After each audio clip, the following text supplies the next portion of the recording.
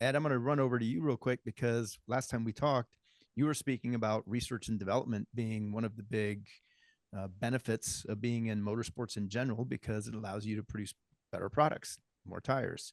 Let's talk about that for a second. For drivers on the call looking for sponsors, how can they utilize the racing and the series that they're in to perhaps improve the technologies and products so that it transfers to consumer products of the brands that they represent?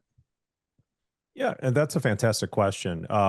Really, as far as the R&D side of things too, I mean, when you think about tires specifically, it's the highest level of abuse that you can pretty much throw at a tire in the shortest amount of time possible, and that really has for us too kind of taken it like, okay, well, if we don't want to just participate and throw a lot of money into motorsports, specifically in FD, we want to really be competitive, and the progression of our tire the last 2 years has really been a direct result of that. And so for anybody that's competing and looking for sponsors, I mean, that's a fantastic angle is, the R&D approach, or really, like Amanda and Jim both has said, just fantastic information there that really it kind of comes down to, how do you, as when you approach a company, what are you doing to offer that additional value? So there's nothing wrong with putting that out there like, hey, if whether it's, just pick any kind of product that goes into the vehicle, whether, tires or fluids or whatever that may be, there's always an opportunity to ask, is this a suitable R&D exercise for you? Or, what are you looking to get out of it? And even for brands that might be doing marketing,